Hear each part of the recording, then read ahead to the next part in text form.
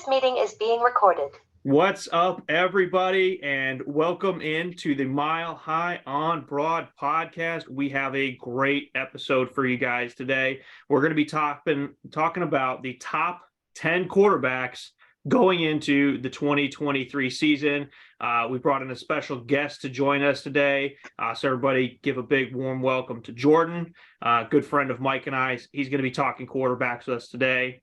And what we're going to be talking about is who we think the top 10 quarterbacks are going into next season. We're not talking all time. We're not talking anything. Who do we think has the best situation, the coach, the play, who's stepping up to that next level? 1, 2, 3. These are the guys that are going to be the top quarterbacks next year. We're going to run through our list. I guarantee there's going to be some disagreements. And we'll see where we kind of end up with everything. I'm excited. I think it's going to be a good time. We're going to let the guests kick it off. So, Jordan, let's start with you. Who do you got number one next year?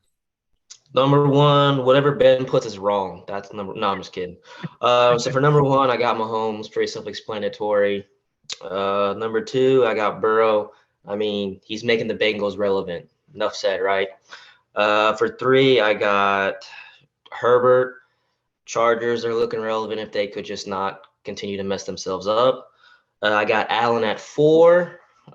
He carries that team offensively. He's the number 2 rushing leading, right? Got Hurts, went in the Super Bowl, was number 5.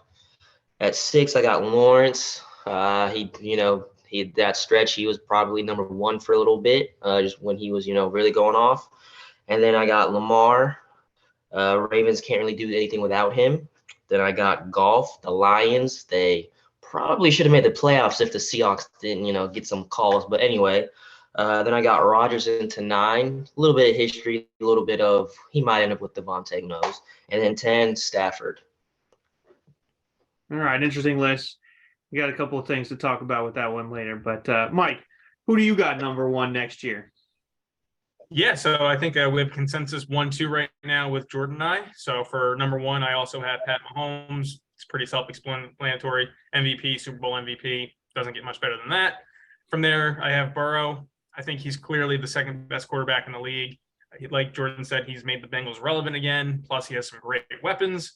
For me, call me a homer if you want, but third, I have Hurts right now. I think part of this also has to do with the state of the NFC next year. And even if Philly takes a step back, Hurts is still going to be probably amongst the top dogs at quarterback in the NFC. So that's going to probably artificially boost his ratings, if nothing else. From there, I have Josh Allen. Allen is very, very good. He kind of tapered off a little bit towards the midway point of the season, but he's definitely the most important quarterback probably on this list because we've seen what that team looks like when he's not at 100%. From there, I have Justin Herbert. I can't put Herbert much higher than this because it's the Chargers, and Chargers are going to Charger, and so it's kind of difficult for them to win, but he has some great weapons, and he should be in a much better situation now that he has a legitimate offensive coordinator. From there, I have Trevor Lawrence. He's been a little bit inconsistent. He's had weeks where he looks like he's the best. He has weeks where he looks like he's about the worst. But all in all, he did have a very solid end to his season, and so for that, I boosted him up a good little bit. From there, we're going to Lamar Jackson.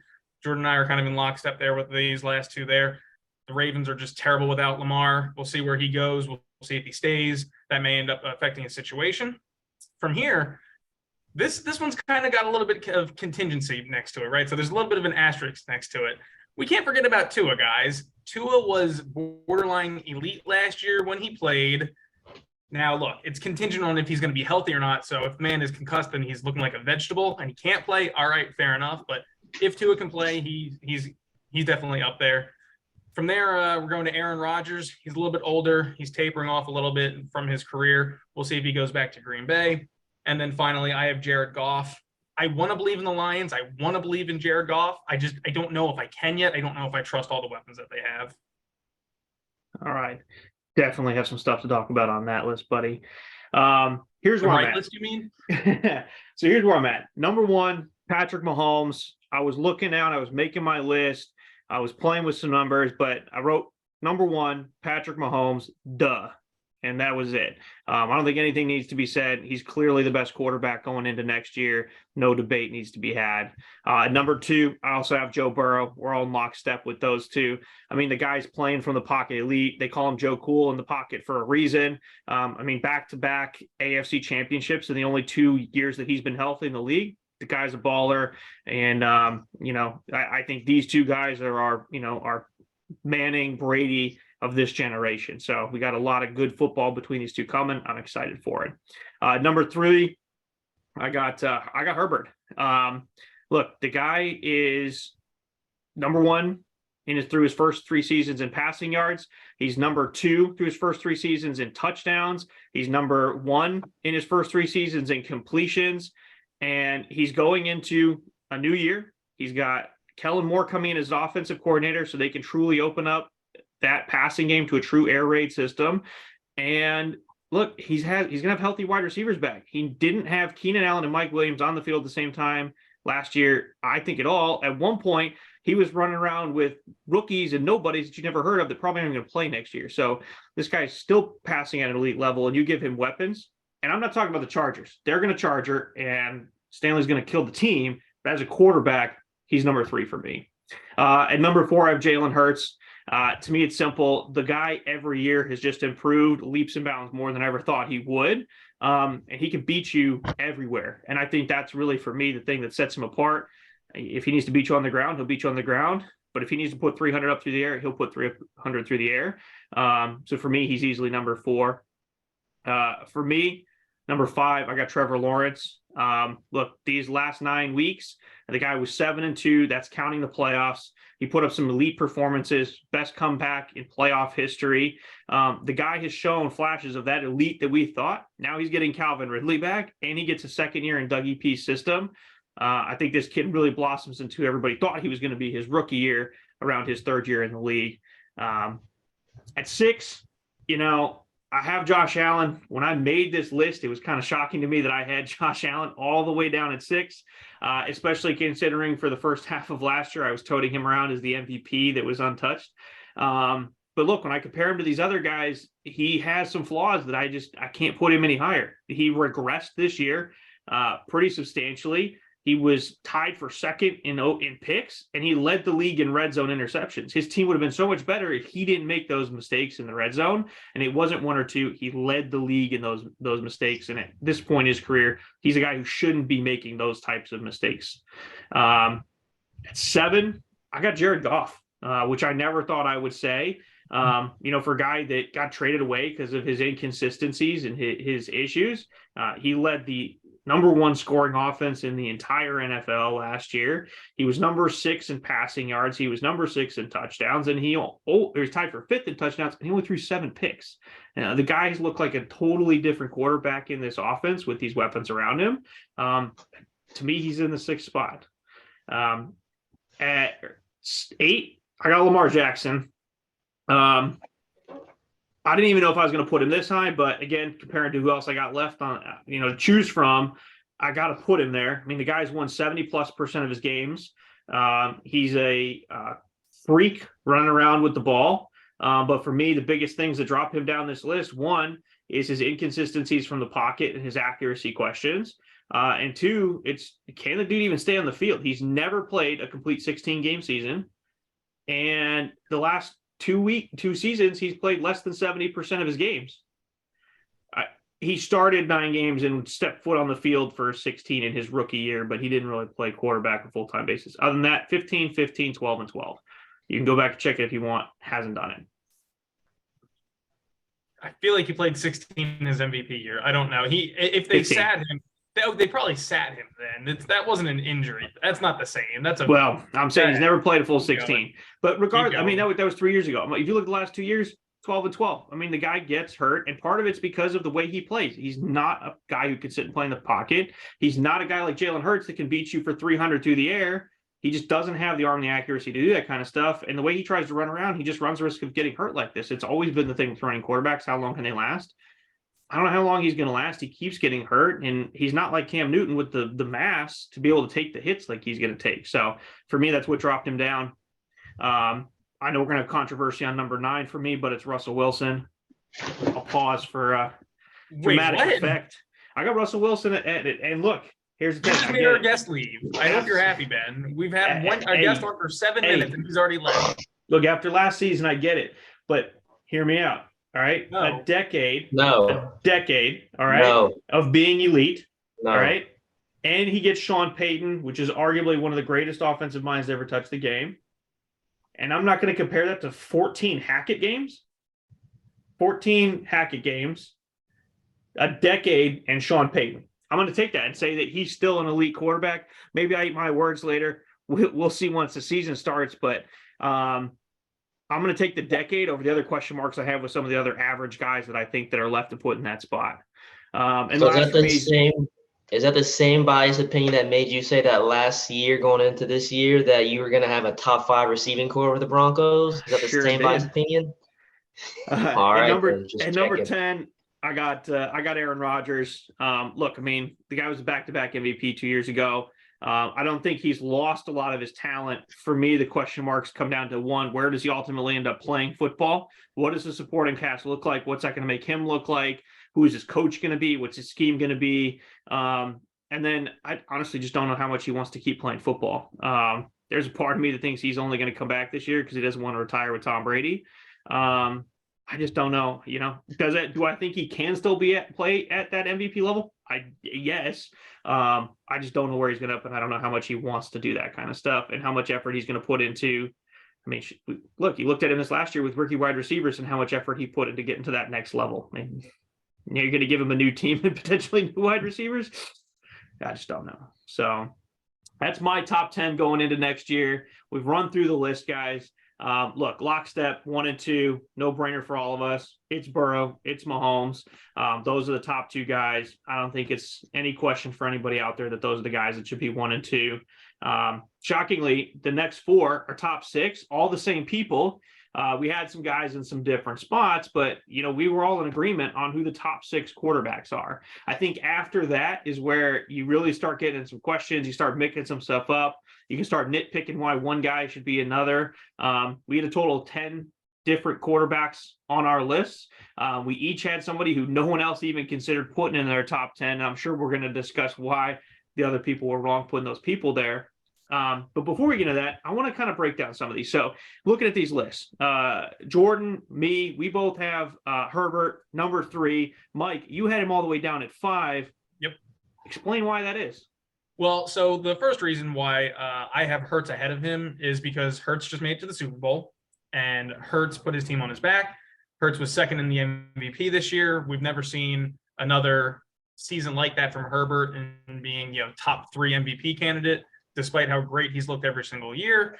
And then I think Hurts even proved it in the Super Bowl where he essentially didn't have a proper chance, right? He had 6 seconds left to make a comeback. That's not a feasible amount of time to make a comeback. But he proved that he could go toe-to-toe with Patrick Mahomes every single down, every single play. He had one major error that whole game. Fine, so be it. But other than that, he stepped up. He played arguably the best game of his career in the biggest moment. And the only thing that's really holding me back from even having him maybe a little bit higher would be, just he's only done it for 1 year, right? He's been in the league 3 years now. He's been a starting quarterback for 2 years. He's made the playoffs both years. But, clearly this year was much, much better than the other years in the past. I'll agree he looks better. I don't think there's anything he can do at this point right now to be better than Burrow or Mahomes. So I think that's a little blasphemy saying that, a little bit more and he could be in that top 2 conversation. No, I'm just saying, I don't think that's a thing. If he won the Super Bowl this year, there's a controversy of him going to number 2, I think. No. Nope. Yes. Nope. There's not. No. And for me, that you got real quick from both of us, that's the same reason I got Herbert above him. I think it's just a level of consistency. Look, I think the dude can do crazy things. I'm excited to see if he takes another big step forward, but I look at a guy like Herbert that every year has put the same product on the field, which is excellence. And a guy like Hurts who's looked really good and he did some great things this year. Let me see it again. All right, look, 14-1 is great. Let me see it again. And look, Hurts is a guy for both of us. I mean, I don't think when this kid was drafted, any of us would have ever put him top 5 quarterback in the league. But every single one of us has him top 5 right now. Jordan's got him the lowest, and in the 5th spot. but he's in the top 5 for all of us. So there's definitely some conversation to be had about him growing. I think he's got a great career ahead of him. It'll be exciting to see if he can keep this upward trend, kind of going. Especially seeing how it works down if they lose some pieces, right? That team was stacked, and I think that really helped him, be able to do, hey, I can just run and only pass for 100 yards today. Maybe I need to pay for 300 sometimes. So I guess I got a question for our guest here, our resident Joe Burrow fanboy here, Jordan. So you said, I know Ben said it too, but I want to get more so your opinion on this. So if Hurts finished second in the MVP this year, and if Hurts was able to cap off that Super Bowl with the Super Bowl win and a Super Bowl MVP, because he would have gotten it, how was it that he wouldn't have, why is that it's an untenable argument that Hurts couldn't be above Burrow? Because Burrow's never finished top 3 in the MVP. Burrow also didn't win a Super Bowl and wouldn't have had a Super Bowl MVP. Okay, so they both made the Super Bowl. Yes, obviously he won the game, so that's a little bit close further. But who did Hurts have to beat along the road? He beat Daniel Jones. I mean, that's enough said, right? Daniel Jones. Okay, just making sure. And then he beat the fourth string. Huh? Nobody. They didn't have a quarterback for 3/4 of the game. You beat no one. Exactly. Like, I get it. He put up, what was it, 30 points against the 49ers. I get that. But, like, they didn't have a quarterback. You had zero pressure. Who did Joe Burrow have to go against? Oh, he literally went against – he beat Mahomes. Has beat Mahomes consistently. The reason to the point, yeah, exactly. They're now 3-1. But there's a reason they were calling it, Burrowhead leading up to it, because they were not dominating, but they were beating them every time, right? And who else? They had beat and he also beaten Josh Allen. So he's consistently beat the top quarterbacks. So part of that isn't really Hurts' fault, right? So you can only play who's in front of your schedule. And the NFC, I mean, that part of my reasoning for having Rodgers and or Goff as high as I even had them is because there's no one in the NFC right now, right? So you can only play who's in front of you. I can't hold that against him. But again, in this hypothetical situation, he would have beaten Mahomes in the Super Bowl. So on one hand, you're saying, well, Burrow ends up beating Mahomes every year. And then on the other hand, you're saying that, because, Hurts didn't play anyone in the first 2 rounds, therefore we're also not going to count what he could have done in the Super Bowl in this hypothetical situation. Yeah, I mean, I think it's a great conversation. Look,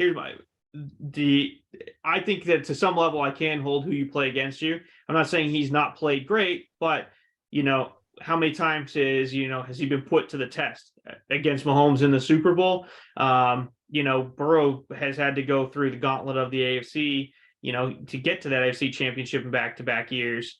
He did that. So to me, I'm not saying we'll see how they play next year, maybe, but the eliteness that Burrow's put on the field both times that he's been out there, 2 straight years, he's been the same guy. And I'm not listening to the argument, oh, he's third in the MVP vote. He got 1 vote. So second in MVP, but right, tied with Allen with also 1 vote. So, I get it. And look, Burrow was in that conversation at the end of the year for the MVP too.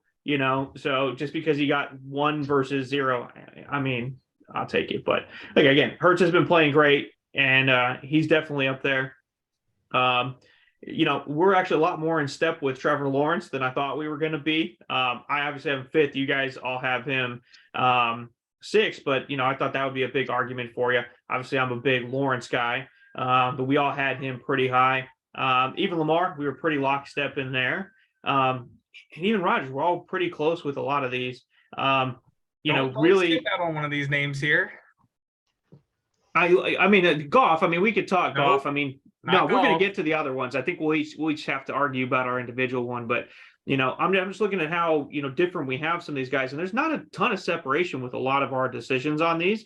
Obviously minus the 3 that we kind of flip flop into the lineup versus other people. I find it funny that Jordan's top 9, we all were the people we agreed on. He was like, hey, look, my 10th guy is the one that kind of was up and down. That's the guy he's stuck in the 10, where both Mike and I said, hey, this is our wild card, and we all threw him up a little bit higher in the rankings for stuff. So yeah, I think overall we're pretty in sync with a lot of these questions. I have a major issue. Where's your big issue? We'll take it one at a time. We'll start with Mike. What's your biggest issue with one of our lists, and we'll tackle it that way? One of our lists. It's your list. It's my list. Listen, what are you talking about? What is this? Russell Wilson? Yep. The man was so bad last year. He was bad. He had more bathrooms in his house than he had touchdown passes through the first 14 weeks of the season. All right. His stats were so bad. His touchdown interception ratio, his completion percentage, his win percentage was so bad that every other one of his contemporaries that were anywhere near him statistically all were either benched or did not start the season. I don't know how in the world you have Russell Wilson number 9. Jordan, help me out here, please, because I'm going to lose my mind. Here's another fun fact in case you didn't know. He said let's ride in interviews more often than he had touchdowns. I'm just saying, that's pretty amazing. He did that in the first week. So, that doesn't count so much. Look, it's simple for me, right? And I said this when I explained his position. I know I'm going to get pushback on this, but here's the deal. That he was hot garbage, all right? Yes. For pretty much the entire season. I'm not going to argue that, but I'm not looking at what he did last year. I'm talking about who I think is going to go into next year. And here's what I know about Russell Wilson, all right? He's one of the winningest quarterbacks in NFL history, all right? The dude was a 9-time Pro Bowler, all right? He has a Super Bowl ring. He's been to a Super Bowl. And defense. And he was elite, all right? Okay, so if all that's true. With Hackett, that whole team was horrible. They were bad. Hackett gets fired. The defense was bad?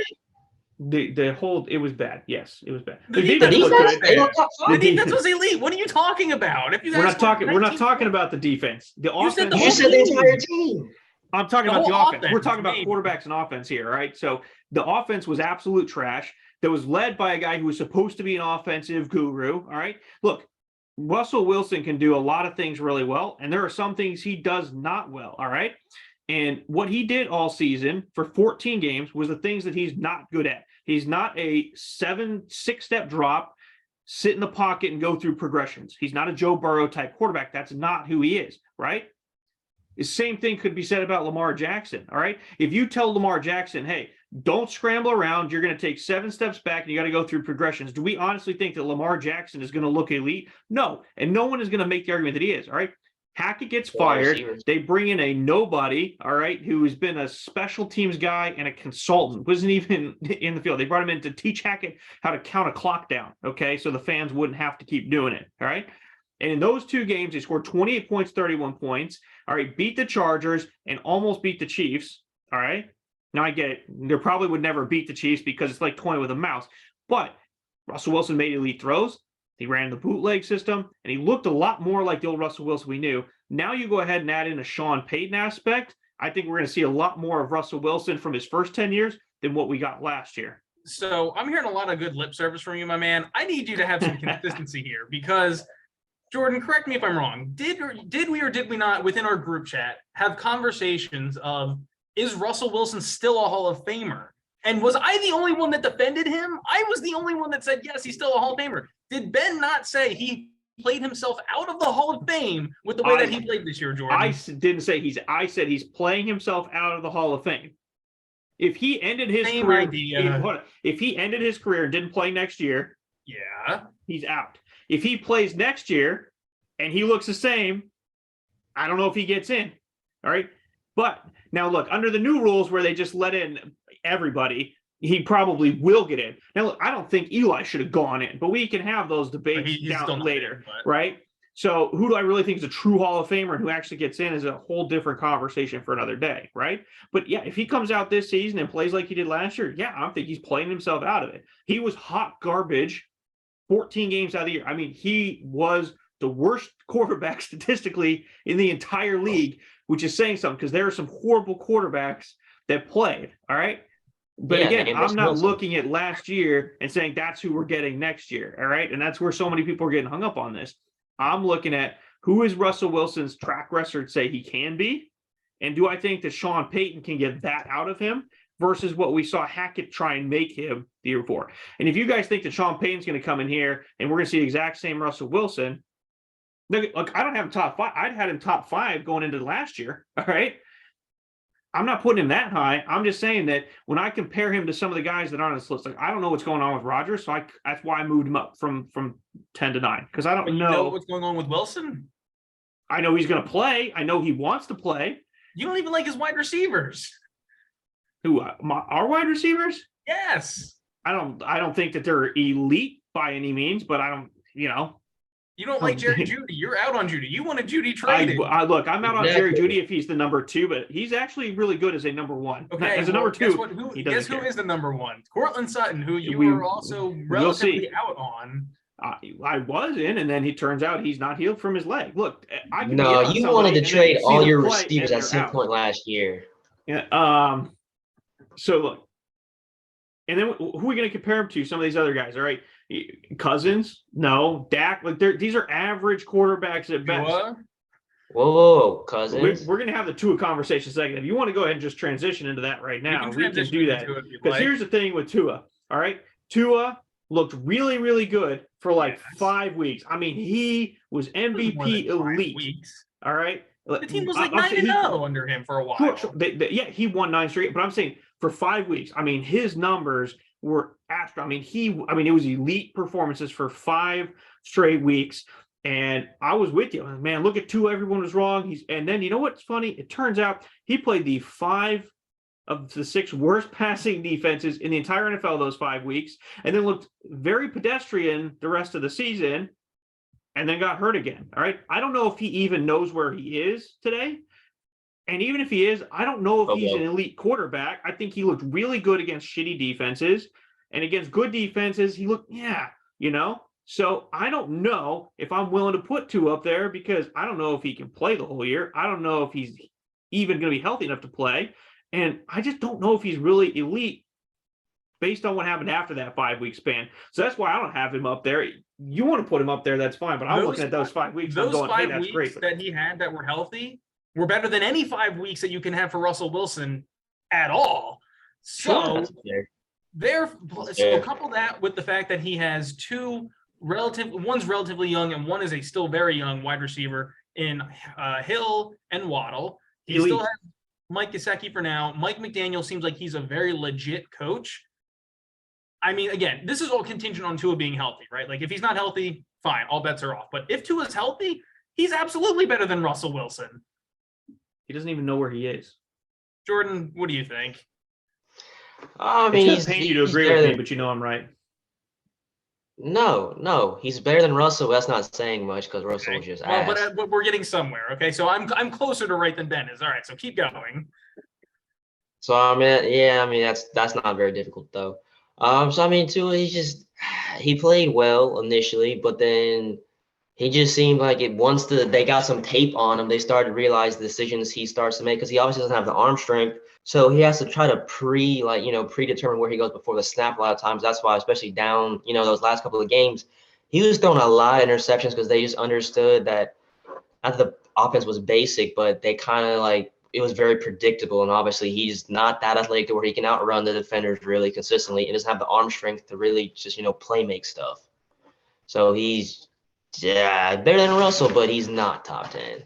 And they need to move on and get another quarterback if they want to actually do something legit. All right. So I guess with that being said, you would argue then that Stafford is definitely in the top 10. And so I would like to hear some justification as to why we have Stafford in the top 10, because last we saw of Stafford, he did not look good this year. No, he did not. But it was the inevitable with the Rams, with them saying, fuck them picks. It was going to happen. We were just all waiting for that year to happen when everything just came crashing down. But, it finally came. So, obviously, they're going to, make some adjustments. And, Sean McVay, I'm not going to say he's better than Kyle Shanahan, because I'd probably have him as, ahead as far as offensive, and even Andy Reid. But still, being third is still really good in offensive league nowadays. Plus, you're getting Cooper Kupp back.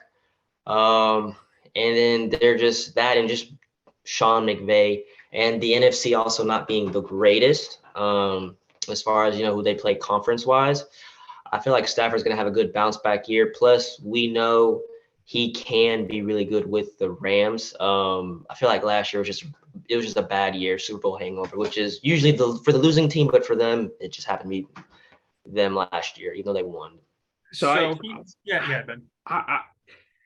I was looking at my list and I wrote down I looked at every team And I was like, look, I threw half the quarterbacks out the window before I even started breaking stuff. You guys are all trash. Get out of here, right?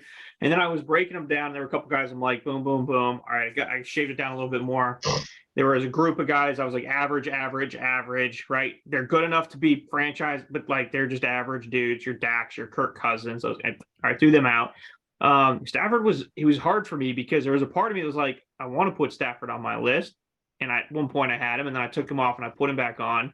And it wasn't the replacement Wilson. So it was Wilson, but I took him off, and for me, it's an injury thing, right? He was dealing with this elbow thing before last year. It doesn't really look like he was over it. Multiple concussions last year, and he's still dealing with this injury to his spinal cord, right? Which is not a minor thing.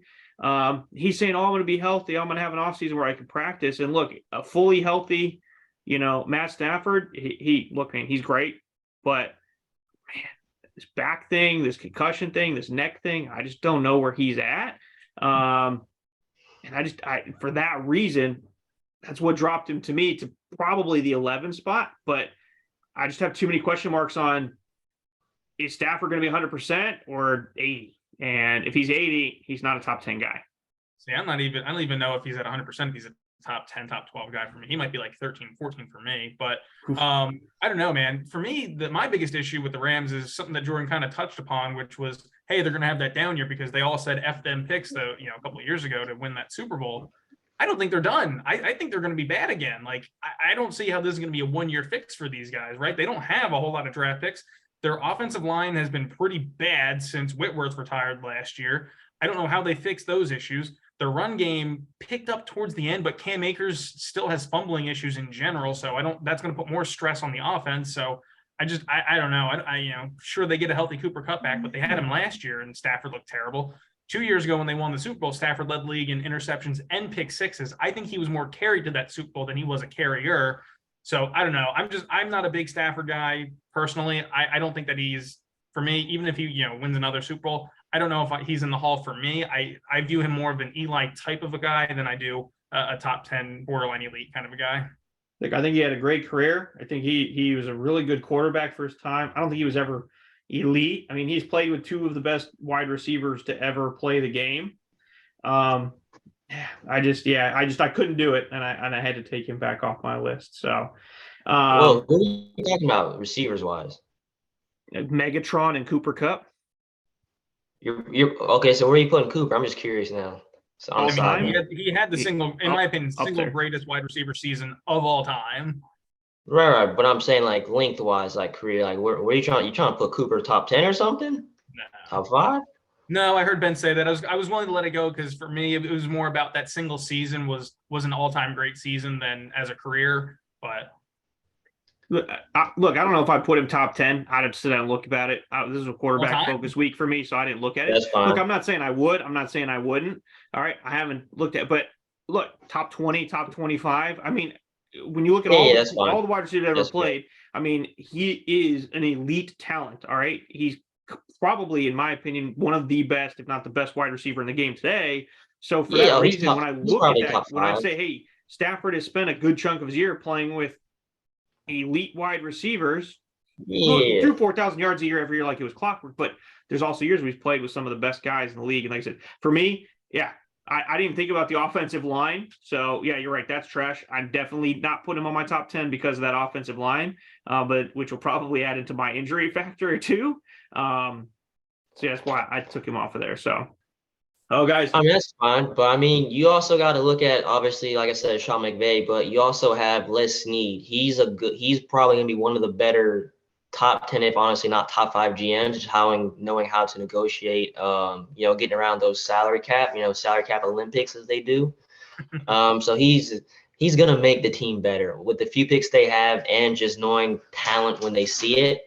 They've, Super Bowl run, they made some key acquisitions and they're going to make the team better. This is obviously nowhere near going to be the final product heading into the season.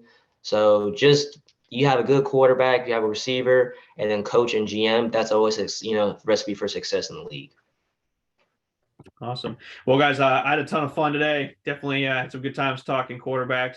I'm excited to see what this season holds. Look, I'm either going to be talking a lot of crap when the season ends, or I'm going to be eating crow. One of those two things is going to happen. We all know it. But I'm excited, and I'm really excited for what's going to come this season. Thanks everyone for joining us today. Hope you guys had a good time as well. Thanks to Jordan. Make sure you catch us tomorrow. Mike and I are going to be breaking down what the quarterback landscape is going to look like next season. Some free agents talk, some quarterbacks who might be leaving their current teams. Make sure you catch us again next week when we have another guest come in, and we're going to be talking about top 10 running backs going into next season. Thanks again. We'll talk to you guys later.